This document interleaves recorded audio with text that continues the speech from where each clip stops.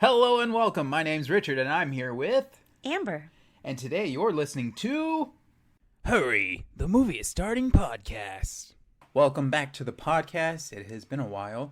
So the new year is set for us to become more organized and to lay this out and to be able to creatively and effectively talk about movies, share our love about movies, for movies that are already out, for movies that are coming out, and be able to break down things, talk about faith in movies, and just this year, I'm excited for this year. It's just going to be a lot of stuff going on. We're going to be talking about blockbuster movies. We're going to be talking about Christian movies. We're going to be talking about movies that have already been out since 2000, which is going to be the movie that we're talking about today.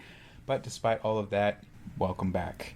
So, as mentioned before, you've heard of the pre-games, but today we're going to be doing a post-game. Now you might be asking, what is a post-game? A post-game is where we break down a movie that has already been released out of theaters, that is already on DVD or streaming. And it's going to be our review, our breakdown, and just some of our thoughts that we think of the movie. And then the movie's ties to Scripture, because you may not know it, but a lot of movies out there are tied to Scripture or are resembling the resurrection of Jesus, or just a lot of things that are taken from the Bible that are made into movies. And it's just cool to see those things, the truth, the word spread out into this world. So without further ado, the movie we're going to be talking today about is Castaway. Castaway came out in 2000, was directed by Robert Zemeckis. It starred Tom Hanks, Helen Hunt, Paul Sanchez, and many more, but those are just the three that they had showing at the top. The plot of said movie, Castaway, if you haven't seen it, spoilers alert obviously, but it's been out since 2000, so you have had almost 26 years of chance to watch this movie.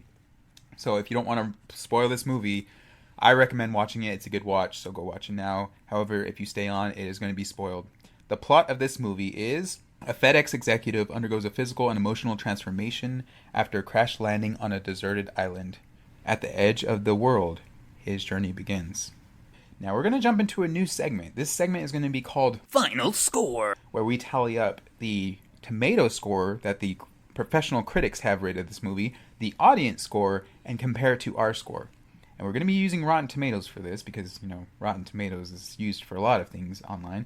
But Rotten Tomatoes, the critics rated Castaway as an 88% on 156 reviews. The audience didn't think it was as great. They rated it as an 84% with over 250,000 reviews.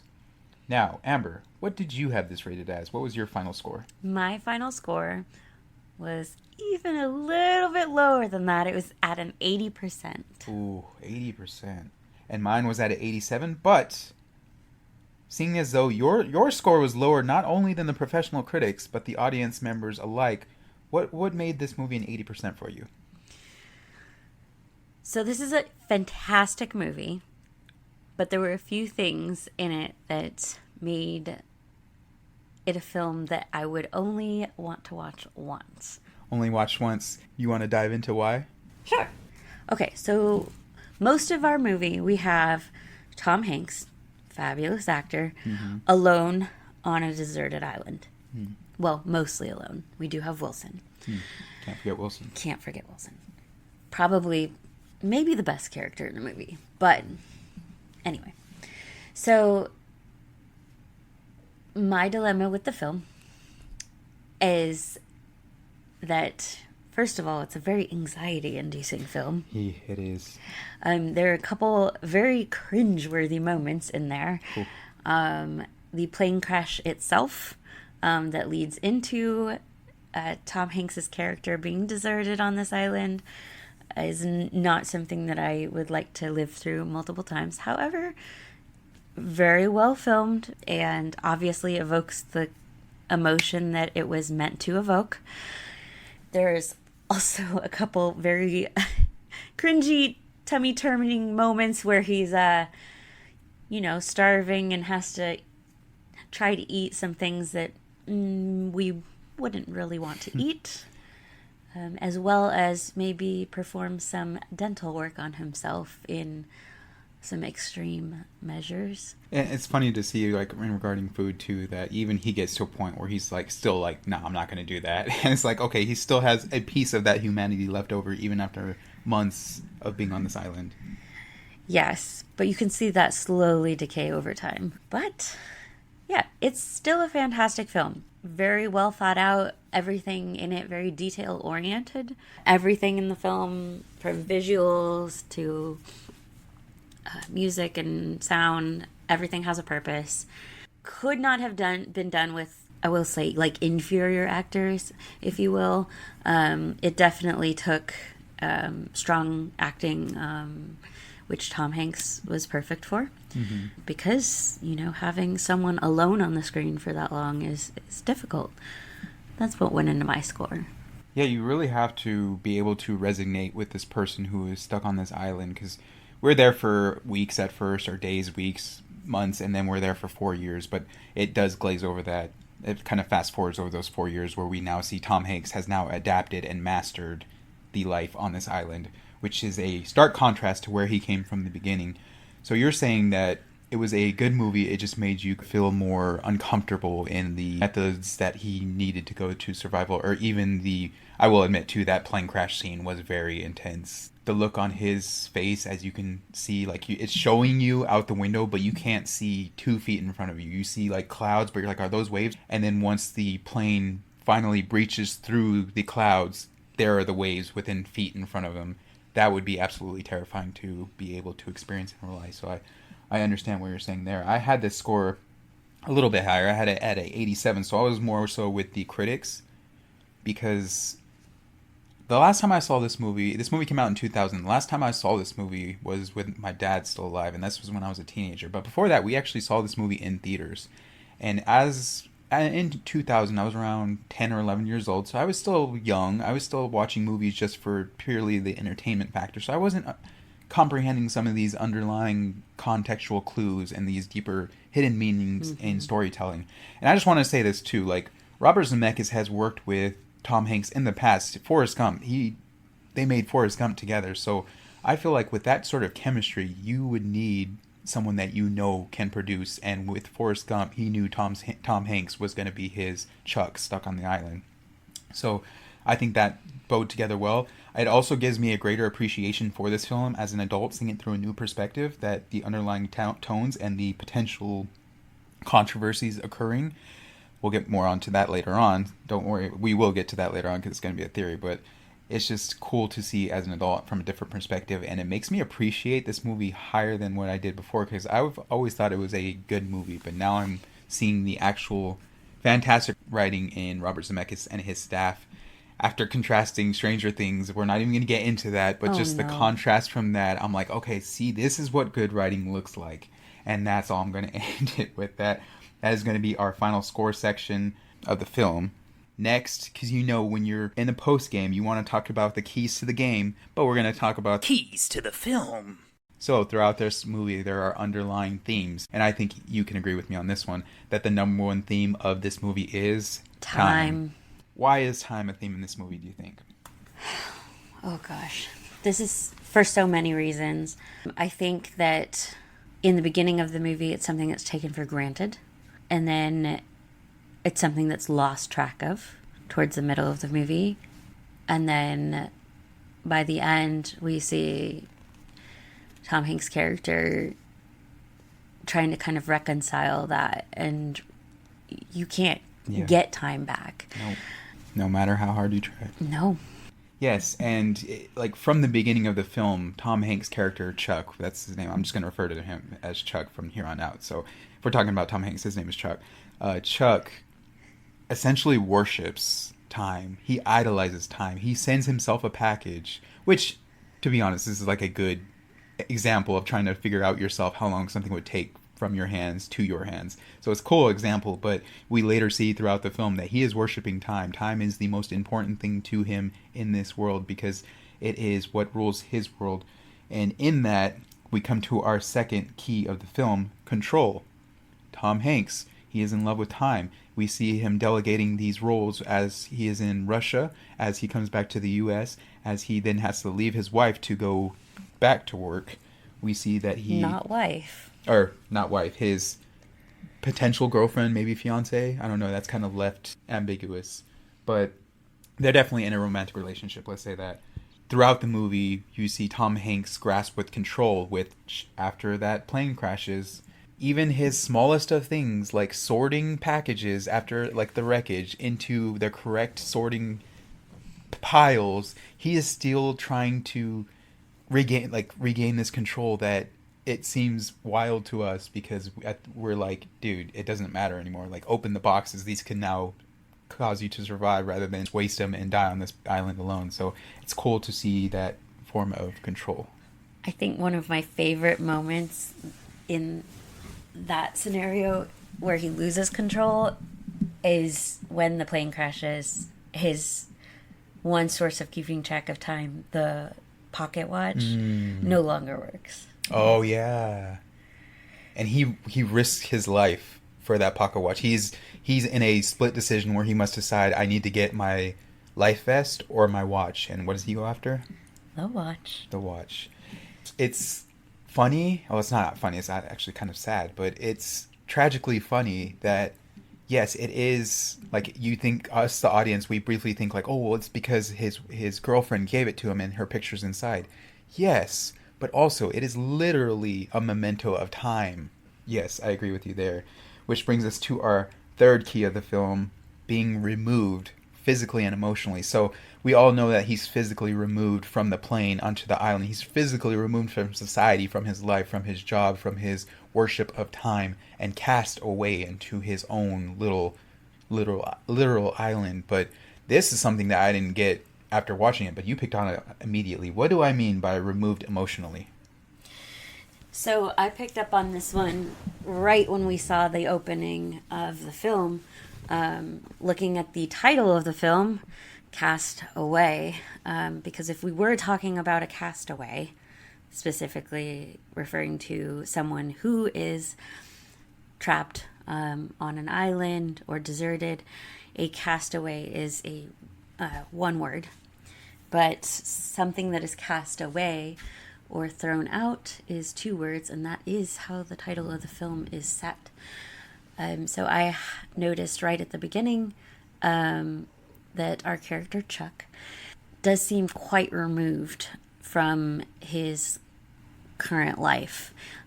We have the scene where he's with his friend from work, Stan, where he was just talking to the flight attendant about his sick wife. And Chuck's response to this is to find a way to fix it, to find a doctor to offer up. When someone is in that scenario, as much as it may seem helpful to offer assistance like that, you know, you're more so looking for that compassion. Someone who can say, you know, I'm so sorry that you're going through this. What can I do for you? Not, here's a solution. I'm going to fix it for you. So you can tell that it kind of rubs Stan in a funny way. And then you can also see later with his girlfriend, possible fiance, how removed he is from that situation when he decides on Christmas Day, you know, we're just gonna open our Christmas presents in the car. As we're driving to this place I need to get to work. Yes, so that I can go to work. And here's your engagement ring in a box. Hold on to it for later. I'm not even going to propose. Wait till I get back to open if you want. If you want. If you want. Yeah. Yeah, and I think the contrast of what you were saying when Stan was showing his emotions from the grief of his wife, because I believe, if I'm not mistaken, that she was in stage 4 of cancer, which is getting towards the end, unfortunately. So there's not really a lot you can, not a lot you can do on this earth that most people say. There's might be spiritual things you could do, but anyways, regardless of that, there's not a lot you can physically do, but you have to have faith in those moments. You have to have hope. And originally when we saw this, you see the flight attendant, she is very warm, very almost getting emotional with Stan, like, I'm so sorry you're going through this. I am always here for you. Like, would you tell her I'm going to go visit her? Like, even that, would you tell her I'm going to go visit her? To me, I was like, well, why does she need to know? Just go visit her. No, sometimes it's, and this is crazy because I'm just realizing this now, sometimes it's the verbalization to show someone we care, to let them know, hey, like, I care and I will be there for you. Even the smallest of things, which it's wild that I'm just thinking of this now. when Tom Hanks comes back from the island that he was stranded on, it is not his fault that the plane crashed and now he's stranded on this island for 4+ years. Yet he tells Stan, "I am so sorry I was not there for you." Why would someone trapped in an island say that to someone unless they knew that at that time when he was going through everything, that despite him being there physically, he was not presently with him? Right. Because by that point, he's had that opportunity to change. Yes, and perhaps the opportunity of change came because of our next key point, emptiness. As he is now trapped on this island, the life he knew, everything that he had, his full purpose was now empty, and now his role was to survive. This island is literally empty. He thinks that we at the beginning think that there might be creatures on this island because we hear noise. We find out it's just coconuts falling down. What do you think about the key point of emptiness in this movie? Ooh. The elephant in the room that Helen Hunt's character, Kelly, isn't such an honest woman as Chuck's friend points out at the dinner table, and has been cheating on Chuck for quite some time. So even though, she is the reason that he keeps on going and trying to survive, that relationship has been empty for some time, and I think that when he gets back and she has moved on, quote unquote, because, well, theoretically we feel that she has been in that situation for some time, quote unquote, that emptiness that he feels from her moving on mirrors that emptiness that he felt and that loneliness and isolation that he felt on that island. And in order to overcome that emptiness, he would have to have this other key point to the film, which is hope. But also we're just not going to skip over the fact that that's a great subcontext of what Robert Zemeckis might be trying to lead us to under it, because we will get back to this conversation in a bit. But just jumping into the next key point, hope. In order for Chuck to get off this island, he must remain hopeful. The dude is there for weeks, for months, for years. We see that 4 years later, he's now thriving in this situation where we might have given up already. And then throughout, later on in the scenes that is showing us, we see that he has to achieve enough rope to be able to escape this hell for him. But the last piece of rope he needs is somewhere he doesn't want to go, which is a splitting image of someone going to a cave, not wanting to go into that cave because there's their trauma behind that cave. Oh no. But in this movie, the symbolism of the trauma that he wants to avoid is, we see that the rope was tied around a stump that he was using to practice a potential suicide. And unfortunately, however you see it, the log that he tied to this tree snapped the tree immediately. So he even says, wow, I wouldn't have died as I wanted to. I would have had no control over this. I would have potentially shattered my legs, bled out to death. It would have been a much more painful defeat than just surviving on this island. So hope coincides with then faith that he's constantly looking at Helen's photo, just thinking that he can get back to that relationship, because now he is in this newfound hell that he's never been before. Obviously, his shining light is Helen. He seems like he wants to survive, obviously, but his main reason for surviving is faith in Helen. Not just Helen. Not just Helen? No. No? So, his mural wall has someone else on it. Oh, it does. It has the wings. Well, you're right, but that isn't what I was thinking of. I was thinking of Wilson. Oh, yes. So he does paint Wilson. Yes, and do you think, because we're going to get more into this later too from our post-game conference, but do you think Wilson is kind of a symbol of hope and faith in this world of Chuck? Yes. Yes, I do. Oh, why? Because it's his only connection to continuing his humanity. He begins talking to Wilson as if he's another person, right? Mm-hmm. And yes, initially looking at it, you're like, oh, he's lost it. He's going insane. But you realize after a bit that this is what's helping him to stay sane. This is helping him control his thoughts. He even verbalizes things to Wilson like, I'm talking to a volleyball, which I think is helping him to cope in the situation. And it's helping to supplement that human connection that this character, he's a very outgoing, very, I say people person, but businessy people person where you're very like personable, but it's more so of just professionally and not emotionally. Not to say that he's not an emotional, like we see him get emotional with Helen Hunt, but obviously the depths aren't as deep as we think they are.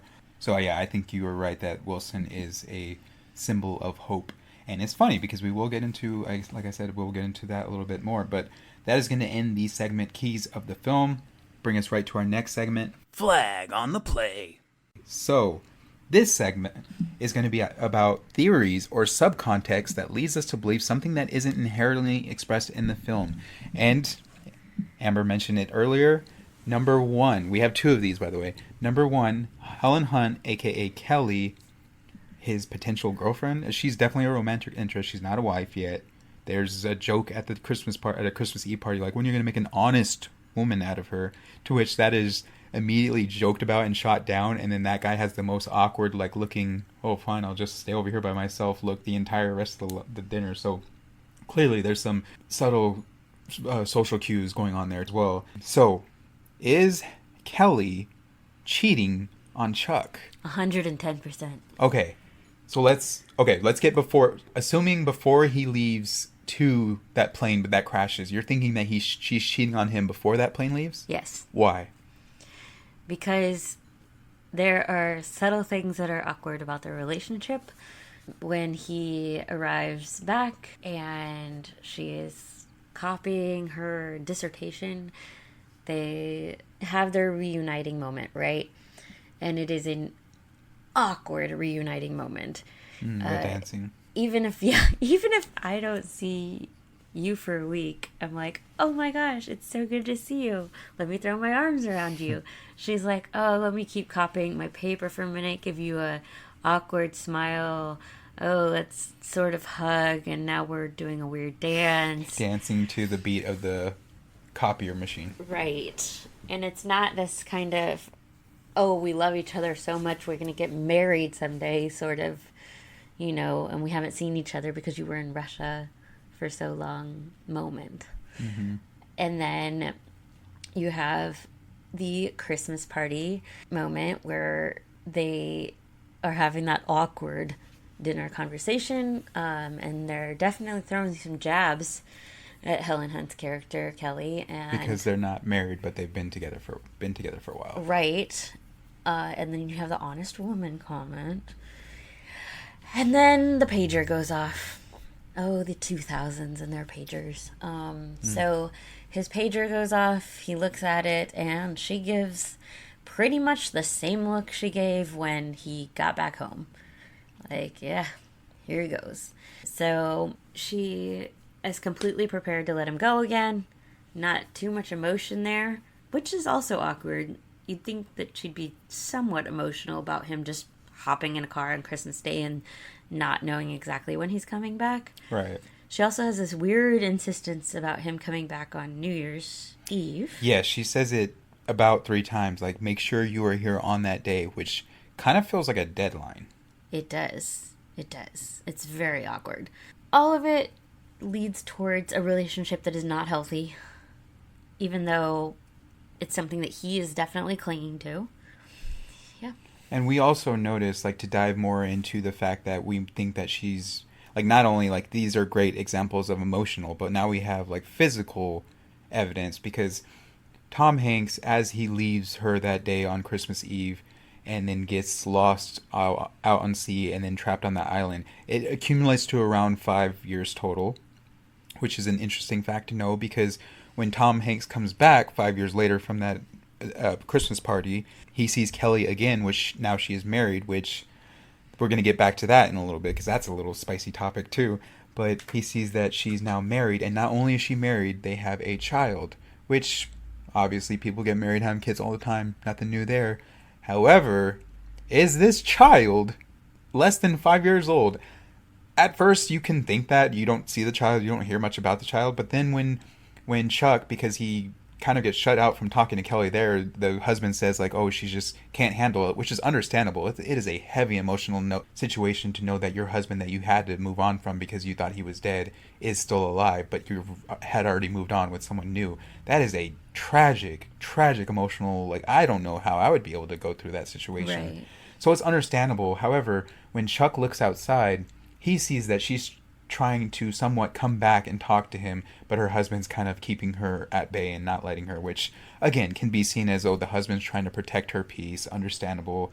It doesn't seem that sinister until we see Chuck arrive at Kelly's new house where her husband lives, and he goes to like knock on her door, and then like before he even does, she opens it. She saw his cab arrive up the driveway, so which can tell us she's kind of been anticipating his arrival. She's been expecting it.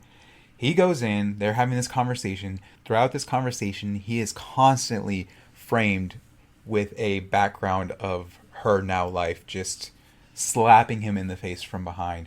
And in this background, we see multiple pictures of a child that is definitely older than at least 4 years old. So this is a great theory that at first it's one of those ones that you kind of hear, but then you actually go back and look at the subtle context and the clues, and even when Tom Hanks says, while he's standing in front of these pictures, not seeing Kelly in 5 years, he says to her, so let me get this straight. And then she has a look of, oh my gosh, it is all going to come sliding down here. At first, I thought this look was because, hey, you thought I was dead, you moved on from me, and you remarried, while I was surviving knowing that you're still out there. That kind of sucks, which it does kind of suck. And again, we'll dive into the concept of that in a little bit. Let me just finish this thought up. But rather than say, let me get this straight, you had a child that is older than 5 since I've gone. What has happened here? Because that's what I think Helen Hunt is expecting him to say. But he immediately subverts our expectations and goes, the Oilers are in Tennessee. Tennessee has a professional football team, because this is when the Houston Oilers have transferred or relocated over to Tennessee. And then causing us to immediately go, oh my gosh. So we sigh relief. And then Helen Hunt has the biggest sigh of relief, because now she is free from the prison that she has built for herself. So this was one of those ones I was like, I don't know about that. But after reading it more, and that specific awkwardness that she had just like taken the last gasp of air, I was like, she's not necessarily, and this is going to bring us to the second point, I didn't think she was necessarily doing anything wrong by talking with Chuck, because this was her former lover that she was forced to move on from because he was quote unquote dead, and now she is married, in love with another man, this time actually legitimately married, vows and everything, ring and everything. They are a full official family. However, she runs outside and kisses Chuck before he leaves. Now, this is the point I wanted to get to, because you and I are kind of differentiating on this one, because you think this was cheating. I think this was not necessarily cheating. But so my reasoning is from it, not understanding that this is her character and that she's cheated in the past. If we're just removing the theory entirely, let's just assume she is an honest woman that was not dating anyone, that she was legitimately waiting for him to come back on January 1st, because if he did not, then the relationship, she would end and then move on healthily. That's what I'm assuming in my like concept of their romantic relationship. So they kiss goodbye. She says, come back New Year's Eve. He says, I promise I will. We know plane crashes. He's deserted. He is not making that promise. Not only is he gone for the rest of that year, he is gone for 4 more years, so a total of 5 years on this island. During this time, news reports come out. All these people on this plane are dead. Nobody is found. Boom. She now assumes he's dead, so now she must go into the grieving phase of fully crying and fully feeling these feelings of loss, that she just lost someone that could potentially be the love of her life, her future husband. Now that question of was he is now no longer valuable, because now he doesn't exist in this world anymore. So while some people in this situation where they have a loved one pass away don't move on, some people move on healthily and some people move on unhealthily, just to fill that void or that hole that is now left between them. Regardless of that, that's just me setting up the context for this. 5 years later, she is officially moved on. She is fully married to another guy who is turns out to be the dentist, funny enough, of Tom Hanks, which it shows later in the movie when he's trapped on the island. He very much needs a dentist, which is ironically the person that his wife needs too, apparently. Yikes. So they are fully together in a marriage, which that ensues vows, and that ensues your promise to that other person. However, with Tom Hanks returning 5 years later, this has completely shattered her worldview, because what everyone said that he was, aka no longer existing in this world, dead, to move on, this is what the world wanted her to believe. Whether she believed it or not, she does mention that she believed he was alive the entire time, yet her actions don't really resonate with that expression, in my opinion, because if she would have think he was alive the whole time, she wouldn't have necessarily moved on. But when you're constantly told by the world to do something, we oftentimes conform. But anyways, so as she is married in this new relationship, she and Chuck hold each other and kiss each other very passionately. She even runs out in the rain as he's driving off to go basically live a life with him. And then they sit there for a while in silence as he realizes, like, no, you got to go back to your family, and that's the right thing to do. So it's crazy because we see Chuck basically not worshiping her, but putting her on a pedestal for his survival, and then the flip of that to now where this is at. So that's the reason I don't think it's cheating, because he was the one technically there first, and she was forced to move on from him thinking that he was dead. It was not his fault that he was trapped on an island, and that their embrace was just like that last leftover love from that relationship that they didn't get to properly finish due to unforeseen circumstances. But now you say, why do you think it's cheating? She's married! So... She's literally married. Her husband and sleeping child are upstairs in this house, and she leans into the vehicle and kisses this man. I mean, I understand that she has some raw emotion there, but first of all, I'm going with this theory the whole time that she has been cheating. But I'll try to believe for a moment that she didn't. Her husband, her kid, are upstairs, asleep. She kisses him. And then, even if you want to say raw emotion, she did that. It's over. He drives away. She chases after him. Yeah. She chases after him, and then full-blown, like... jumps in the car. Mauls him and makes out with him for a moment, right? Yes, in the pouring rain. Yeah. And so, yeah, totally goes full Notebook, pouring rain scene with him, right? In that moment, she had a moment to think, and she chose. So, to me, that's cheating.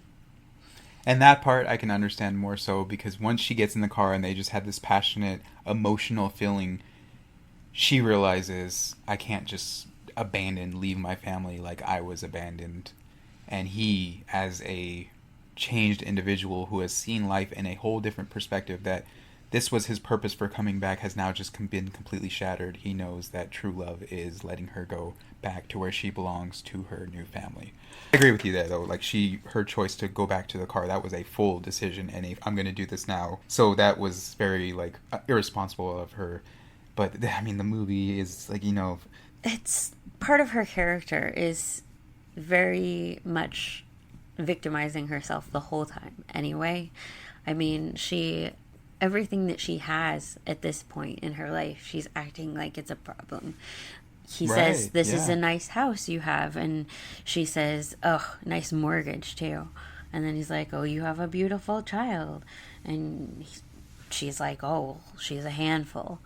This is the life she chose. And the beauty of that is, that's why I just appreciate Robert Zemeckis so much, because you see these things that she's just taking for granted because she lives in this busy world where it's just, this is not enough, this is not enough, this is not enough. Chuck just came from an island where literally a stick was enough. A coconut was enough. All these things that we take for granted were something that he didn't have access to on this island. Even when he comes back, he's looking at, they just had a feast for him, which so much food left over, food that can feed at least like 20 people left over, just there to be thrown away. And he's looking at it in disgust because this is the food that he's just lived on the last 5 years, like seafood and crab, which is, I don't know if I would get someone seafood if they were trapped on an island for 4 years. That's kind of messed up if you think about it. But think about it from a person who's just wealthy business person those giant crab legs. That's like one of the most expensive things you could get. True. It's exquisite. So to them, they probably, you know, probably thought they were blessing him by getting him all this nice stuff. You know, those trays and trays of sushi and things like that. That was an expensive meal. But these are things that he fought for, you know. And then he has the lighter. Yeah. Goodness. I mean, how hard did he work for fire? And then to just see that you could just click it on and off. Yep, Wilson was literally created because of his failure for trying to create fire, and his frustration. Wilson was born because that's what cut his hand, and that's what caused the face of Wilson. So it's kind of full circle moment that his frustrations and his coming out of this island, and just that one flicker of that lighter is like, wow, that easy after it took me hours. Yeah. That's the beauty of Robert Zemeckis and his crew in the writing and the acting in this movie. I thought it was a lot better, a lot more deeper than I had remembered from childhood. But that's going to be at the end of that segment, and it's going to take us to our next segment. How you frame it. So this is going to be seeing the movie through the perspective of faith. And I wanted to also include a quote in this, and it's from @thecrescent.org from writer Jennifer Voigt. So she broke down this movie from a spiritual perspective, and this is what Jennifer said. In this movie, Tom Hanks worships time. He's a fixer disconnected to the closeness and family. He still tries to worship his god, FedEx, by sorting the packages that he's getting after the plane crash, that despite being cast away from that life, he's still trying to have control of sorting. And then Wilson is a sign of his surviving faith. We know that from the story of Jonah, that if God has a plan for us and we disagree with him, he will not leave us, but conjure a sea monster to deliver us from our intended place. Now you might be saying like, whoa, where did the sea monster in Castaway? You might be mistaken. Well, and I'll get back into Jonah's fear and pride causing him to run from God in a little bit, because I'm going to read a little scripture for you too. But finishing off what Jennifer said, for Chuck, there is a whale that turns out to be his guide and protector as he gets rescued by a pursuing cargo ship later on in the film. There is this moment where he's basically given up, and then he opens his eye, and you just see a whale lift up and then make eye contact with him, and then just slowly descend. That's after, I believe, Wilson has left, and he has that crying moment, and we even get emotional that this volleyball has been lost forever, but just great acting there for Tom Hanks. But just that, this kind of perspective that Jennifer has given us today is such a blessing, and this comparison with Jonah, I think, is a great comparison, which leads us into the scripture that we have chosen to tie together Castaway, and it comes from Jonah, verse 2, 1-7. This is known as Jonah's prayer. Now the Lord provided a huge fish to swallow Jonah, and Jonah was in the belly of the fish 3 days and 3 nights.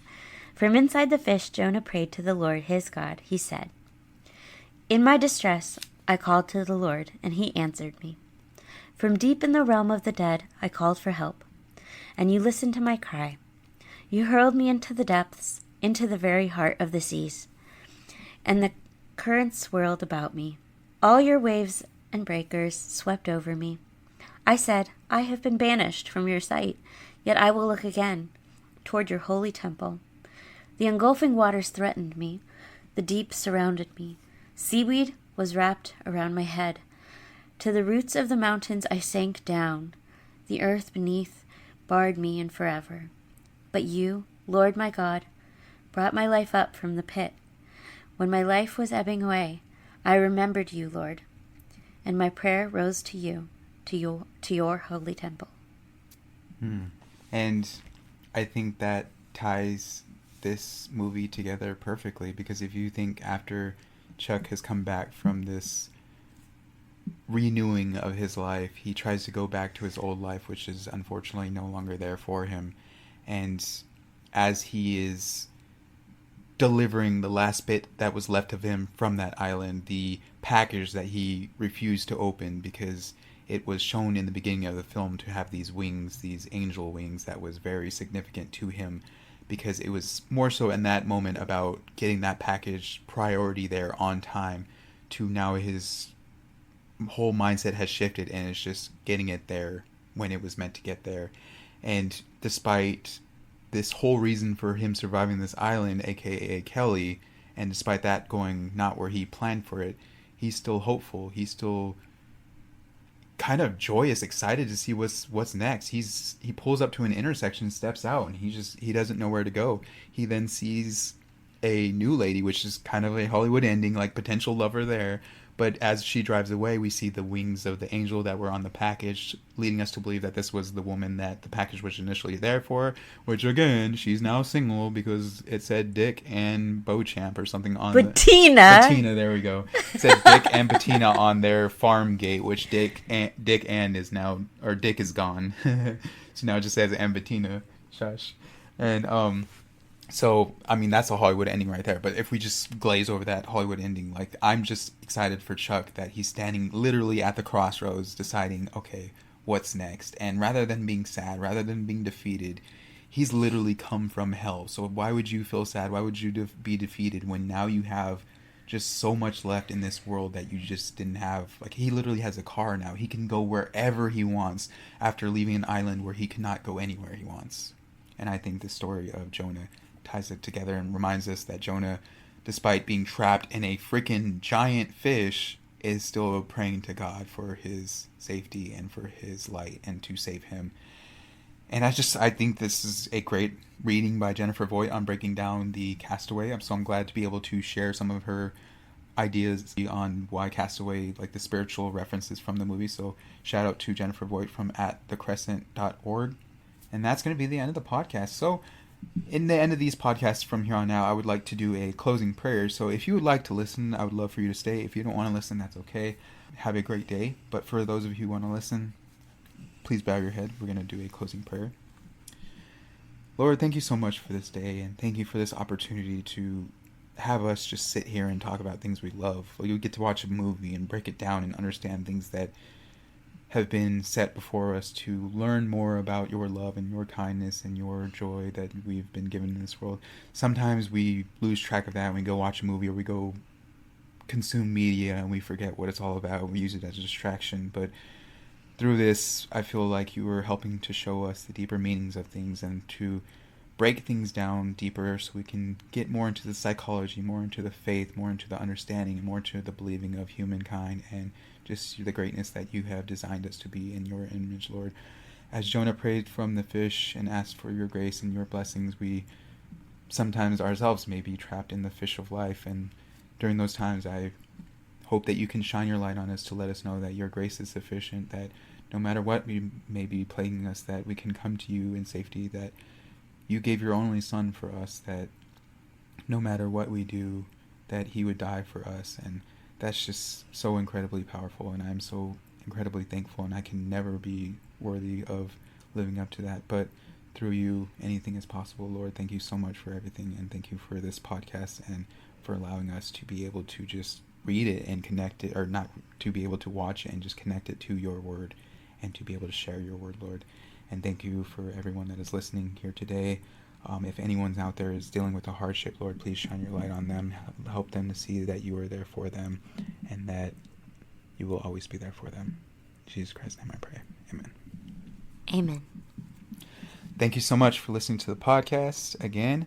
Oh, also, stay tuned for the next episode. So 2 episodes coming out. Again, we're going to get more organized with this, so I'll post it on the Facebook so you'll have more of a schedule. But the next 2 episodes coming out by the end of this month are Moses the Black, which is going to be an interesting movie about a real-life character that existed after Jesus. So this is a character I've never heard of, a person in history that I've never heard of before, so I'm excited to dive into the pregame of that movie, which is directed by Yelena Pokovich, who is a actress in Castaway.